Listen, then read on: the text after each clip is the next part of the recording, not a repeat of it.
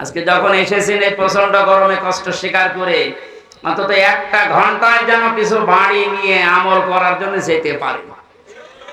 আমি যে শব্দগুলো বোঝাচ্ছি খুব কঠিন কঠিন শব্দ, এতদিন আপনি শোনেননি।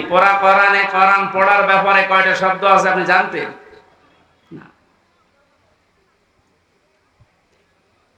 তাহলে কোরআন যদি কেউ বলে আমি কোরআন পড়ি, তার শর্ত মানা লাগবে কয়টা? এক নম্বরে শুদ্ধ করে, দুই নম্বরে বুঝতে হবে, তিন নম্বরে যে বুঝবে ওই বিষয়ের উপরে তার বাস্তব জীবনে আমল করা লাগবে। এটাই ঝামেলা।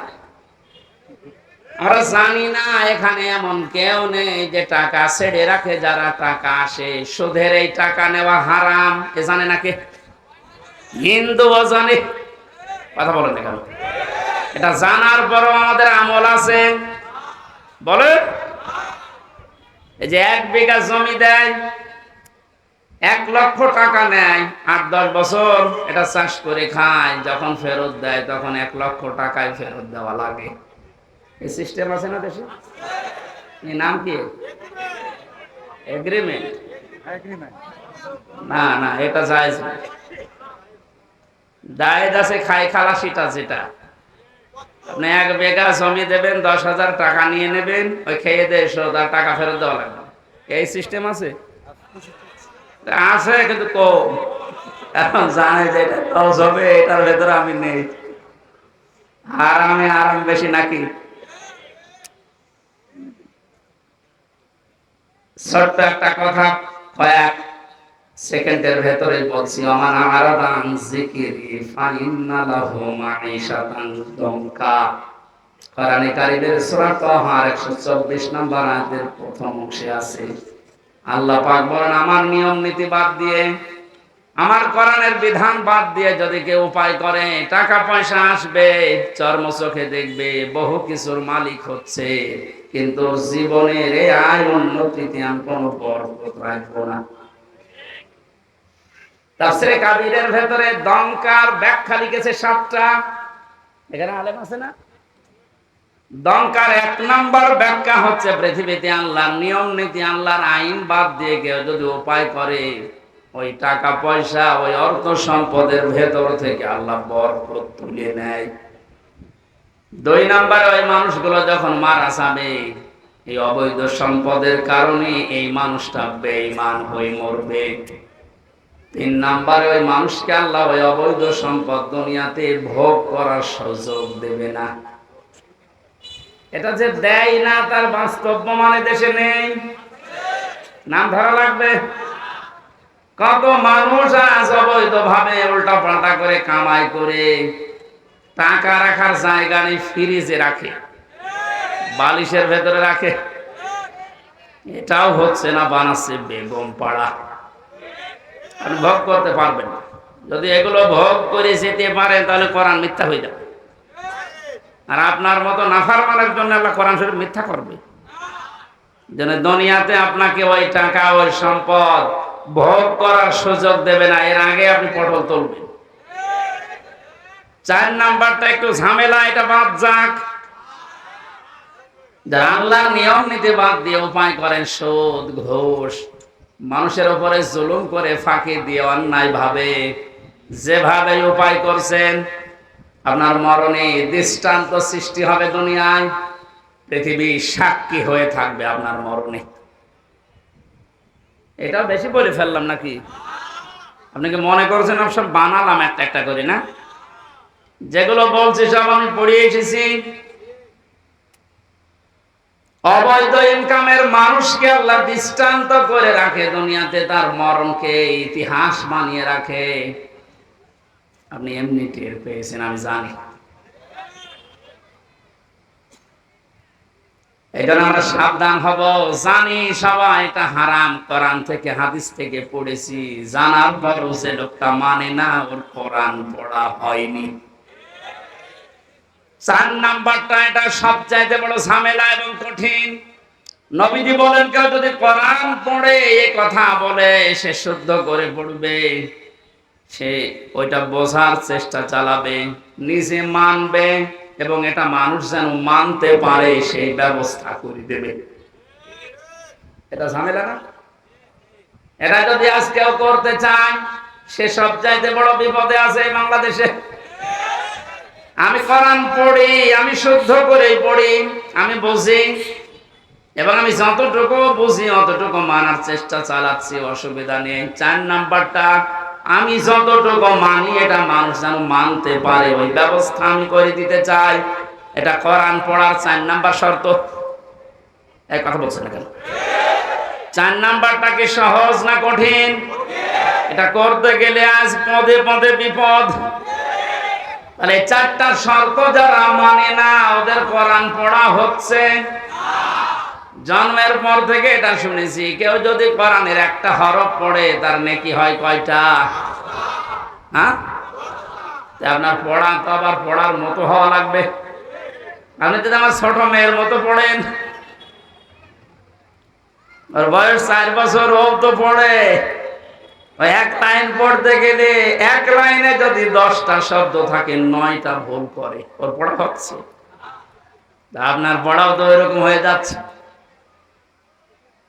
নবীজির হাদিসের প্রথম শব্দ ছিল, যে ব্যক্তি কোরআন পড়ে তার মানে 4টা শর্ত যারা দুনিয়ায় মানতে পারে ওদের পড়া হয়, আর ওদের প্রতিটি অক্ষরে 10টা করে নেকি হয়।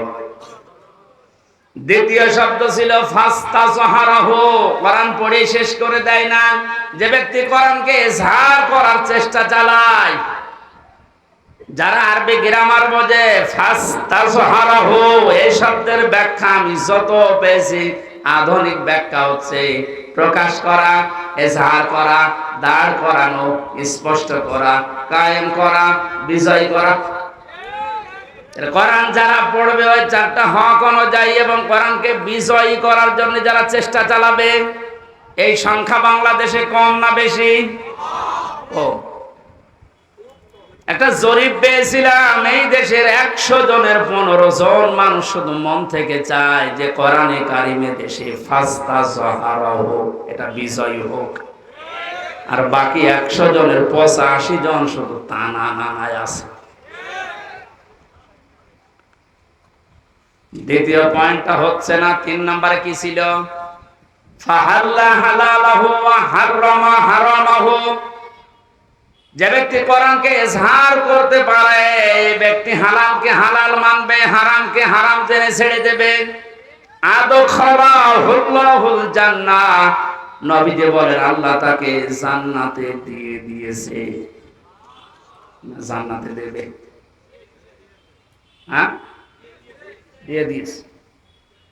শব্দটার দিকে আমি খেয়াল করে চিন্তা ভাবনা করেছিলাম, নবীজি অতীতের শব্দ বললেন কেন? এটা পাস্ট, এটা মাজি। আদখালা ইউদখিলু, নবীজি মোজারে দিতে পারতেন, মাজি দিলেন, অতীতের পাস্ট দিয়েছেন কেন?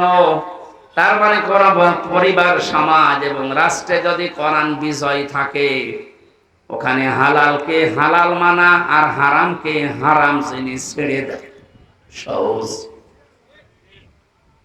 যেই সমাজে, যেই দেশে কোরআন বিজয় নেই, ওখানে হালালকে হালাল জানার পর আপনি মানতে পারবেন না। এক কথা বলছেন না?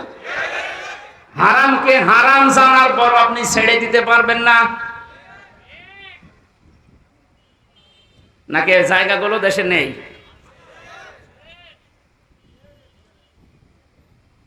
এই জন্য প্রতিটি শব্দের আগে দেখবেন ফা দেওয়া আছে। মান ক্বারাল কুরআনা ফাস্তাজহারাহু ফাহাল্লা হালালাহু, সব ফা দিয়ে আরম্ভ। ফায়ের ব্যাখ্যা আছে। ফা শব্দটা আরবি গ্রামার অনুযায়ী 19টা অর্থে ব্যবহার হয়। এখানে যে ফা দিয়ে নবী যে বাক্যগুলো আরম্ভ করছেন, প্রতিটির পেছনে লুকিয়ে আছে আগেরটা যদি মানতে পারো পরের ফল দেখতে পাবে। আপনি কোরআন পড়ছেন কি করে আপনি নিজে এবার টের পান 4টা শর্ত মিলছে না। কোরআনকে ইজহার করার জন্য, বিজয় করার জন্য আপনার কোনো কার্যকারী ভূমিকা নেই। তাহলে হালালকে আপনি হালাল জেনে মানবেন কি করে? হারামকে হারাম জানার পরে ছেড়ে দেবেন কি করে? আদখালাহুল্লাহুল জান্নাত পরে, এরপরে শব্দে পেয়েছি ওয়াশাফাআহু ফি আশারাতিন মিন আহলি বাইতিহি কুল্লুহুম ক্বাদ ওয়াজাবাত লাহুন নার। বিশ্বনবী বলে, সত্যি যদি আল্লাহ রাব্বুল আলামিনের হারামকে হারাম জানার পরে তুমি ছেড়ে দিতে পারো, হালালকে হালাল জেনে আঁকড়িয়ে ধরতে পারো, আল্লাহ তোমাকে শুধু জান্নাতে দেবে না, তোমার সুপারিশে পরিবারের 10 জন মানুষকে জান্নাতে দিয়ে দেবে। যাদের উপরে জাহান্নাম অবধারিত হয়ে গিয়েছিল, তাহলে যে কোরআন শুনতে এসেছে আপনি বুঝলেন এর মর্যাদা কোথায়। আল্লাহ পাকে হাদিসটা আমাদের প্র্যাকটিক্যাল লাইফে সেট করার তৌফিক দেন, বলেন আমিন। দরুদ আর সালাম পড়ছে আমাদের নবী মুহাম্মদ রাসূলুল্লাহ সাল্লাল্লাহু আলাইহি ওয়াসাল্লামের প্রতি। মহান আল্লাহ তার যে সমস্ত নাম আছে, এই নামগুলো দুনিয়াতে কয়েকটা নবীর নামের শেষে দিয়েছেন। তার ভেতরে আমাদের নবীকে আল্লাহ দিয়েছেন রাউফুর রহিম, খুলুকিন আযীম। ইব্রাহিম নবী আলাইহিস সালামকে ইসমাইল নবীকে দিয়েছিলেন গোলামিন হালিম, আমার সহনশীল বান্দা। ইসহাক নবীকে ডাক দিয়েছিলেন গোলামিন আলিম, আমার জ্ঞানী বান্দা। আর মুহাম্মদুর রাসূলুল্লাহকে দিয়েছেন খুলুকিন আযীম, আমার মহান বান্দা। এত বড় চরিত্র আমার নবী মুহাম্মদুর রাসূলুল্লাহকে আমি দিয়েছি, কিয়ামত পর্যন্ত মানুষ শুধু অনুসরণ করে যাবে, এর কুল কিনারা খুঁজে পাবে না। বলে সুবহানাল্লাহ। সেই নবীর আদর্শ আজ আমাদের সামনে পড়ে আছে। জন্ম থেকে মৃত্যু পর্যন্ত তাকে বাদ দিয়ে আপনি কাকে আদর্শ মেনে চলেন? আপনার বিবেককে প্রশ্ন করেন।